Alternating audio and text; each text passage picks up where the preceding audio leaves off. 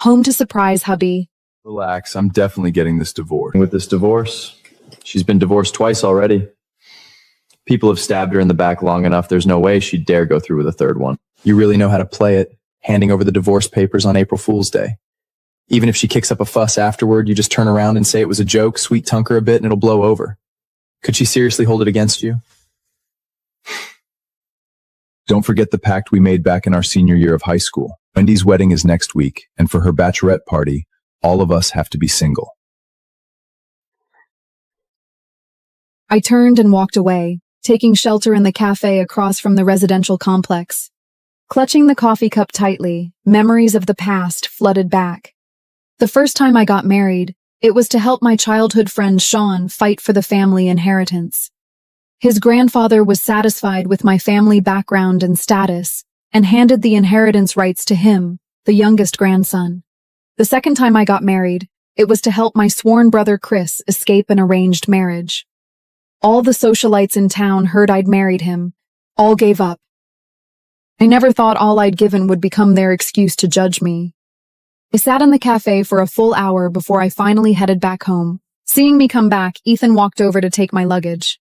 Why didn't you tell me you were coming back? I would have come to pick you up. Just as gentle as always. Have you eaten? Yes, I have. Oh, right, honey. There's something I need to talk to you about. I set down the things in my hand and turned to look at him.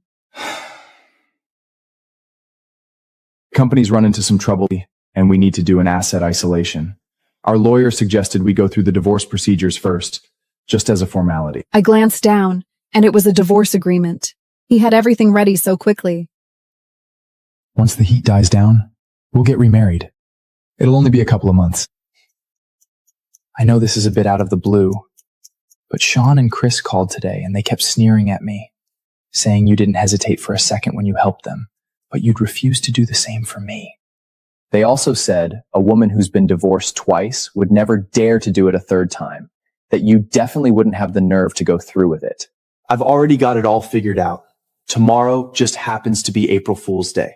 Let's go handle it that day. Then we can slam the divorce certificate in their faces, shock them silly, and make sure they never dare to look down on you again. It's April Fool's Day anyway. Anything we say can be passed off as a joke. Once the heat on the company dies down, we'll get our marriage certificate back properly, and no one will say a thing. Honey, you're not actually gonna let them look down on me, are you? I looked into his eyes, had just been clinking glasses with those two men, celebrating and saying, She won't make a fuss. Won't. Then you get some rest first. Tomorrow's the start of the month. We'll sign the agreement first thing and then head over. I took the pen, flipped to the last page, and signed my name neatly and swiftly. Give them a call. Tell them to stop going on about it. He smiled and put the agreement away, then leaned in and kissed me. My wife is the best. He took the agreement to the study to make a call. His voice wasn't loud, but through the closed door, I still heard every word. She signed it. What did I tell you? Scarlett is the easiest to fool. All right, you two help me keep Wendy steady on your end. I'll head over once I'm done here. I sat in the room for a very long time. My phone buzzed once. It was a message from Chris. Haven't seen you in ages. Want to meet up? Once, I would have replied, yes. I would have thought carefully about what to wear, what makeup to put on. I would have thought about how to uphold Ethan's dignity in front of them, to let them know I'd married well. I would have tried to make them stop feuding with Ethan. After all, on one side were the friends I'd grown up with. On the other was the husband I loved deeply. They were all people I cared about deeply. I didn't want them to be stuck in this hostile state for the rest of their lives. But now, I couldn't even be bothered to reply. I flipped the phone face down on the coffee table, stood up, and went to the balcony to bring in the laundry. As I passed the study, Ethan was still on the phone. His voice was very low, but carried a kind of laughter I had never heard before. That kind of laugh, as if he no longer needed to act, to pretend.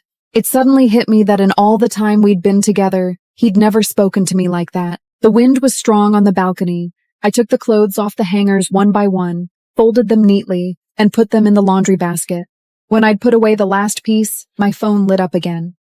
This time it was a message from Sean. Heard you're getting divorced again. Ethan is such a jerk. He doesn't deserve you. Don't be upset. Your grandfather's 81st birthday party is in a few days. Chris and I are going to wish him a happy birthday. We should catch up properly. I let out a bitter laugh. What beautiful words, as if he wasn't one of the three in that living room that day. Big deal out of it? I suddenly felt an overwhelming curiosity to find out what kind of person my stepsister Wendy really was, worth the three of them going through so much scheming to keep a pact, treating me as a tool to achieve their goal. None of it mattered. I picked up the laundry basket and turned back into the house. As I passed the study, I didn't pause my steps for a second. Warm yellow light seeped through the crack in the door. Starting tomorrow, none of this has anything to do with me anymore. I just set down the laundry basket when the doorbell rang. I walked to open the door, but Ethan got there before me. Standing outside the door was a very drunk Wendy. I knew you'd still be awake. Ethan instinctively glanced back at me. What are you doing here? She didn't answer until he saw me in the living room. Oh, you're here too, sister-in-law? Wendy's had too much to drink. We were taking her home, but she insisted on coming over here to check things out. Chris stood in the doorway and glanced at me with a rather awkward expression on his face. Then his gaze swept to Ethan, his tone turning sharp and cold. Ethan? Your wife is home? Don't you know to keep a proper distance? You're the one who got her this drunk and dragged her to my house, and you're telling me to keep a proper distance? I got her drunk? It was you who posted that stupid moments about being single again. Fine, you're the noble, upstanding one. I've delivered the person who got drunk over you. Do with it what you will. The atmosphere was thick with awkwardness. All right, stop fighting. Wen just wanted to stop by on her way. I stood in the living room watching them. Their coordination was flawless. If I hadn't heard them clinking glasses and plotting together with my own ears, I would have truly believed they hated each other's guts. For the longest time, I'd thought the bond between Sean, Chris, and me was unbreakable, impenetrable. I had even married both of them. My parents had passed away when I was young, and my grandfather was always busy with work. It was the two of them who filled my entire childhood and adolescence. When I was upset as a kid, Sean was always there to comfort me. Chris had even taken a knife from a mugger to protect me. To me, they were closer than family. But when did it start that the three of us, the best of friends, turned into this? It was probably the year my father remarried, and my stepmother moved into our house with Wendy. I'd just started high school back then, and Wendy was a year younger than me. At first, I didn't resent this new stepsister at all. I even wanted to get along with her well. But little by little, she started to take everything from me, intentionally or not. The attention of my friends, the affection of my elders, and in the end, even the people I liked were drawn to her one by one. I withdrew my gaze and looked at them no more. Some cracks didn't just appear today. It's just that today I was finally willing to see them. You've come at the perfect time. There's something I'd like you all to witness in person. I walked to the coffee table and picked up the divorce agreement. 2 copies. I've already signed. Since everyone's here, why not take a good look in person? Ethan reacted quickly. I was voluntarily bringing up the divorce in front of Sean and Chris. I was proving to them just how far I could go for him. Scarlett, we can discuss this privately. There's no need to... Since sister-in-law has already brought it out, then may I ask one question? When are you moving out? The living room fell silent for a moment. Ethan frowned slightly. Wendy didn't look at him, just looked at me, her expression innocent. This house, it's under my name. You can't just keep living here forever, can you? I froze. The house. Under her name. I instinctively looked at Ethan, but he avoided my gaze. In that instant, countless images surged through my mind. The day we moved in, he held my hand and said, This is our home. I'll handle all the paperwork. Don't you worry about a thing. Happily, I took charge of picking out the curtains, the sofa, the dining table. Every piece of furniture here, I picked out trip after trip to the home furnishing mall. The decor here, all according to his preferences. I never cared whose name was on the property deed. But I never thought our marital home, belonging to us as husband and wife, would be under my stepsister's name. I'm leaving right now. Scarlett. Tomorrow, 9 o'clock. The city hall.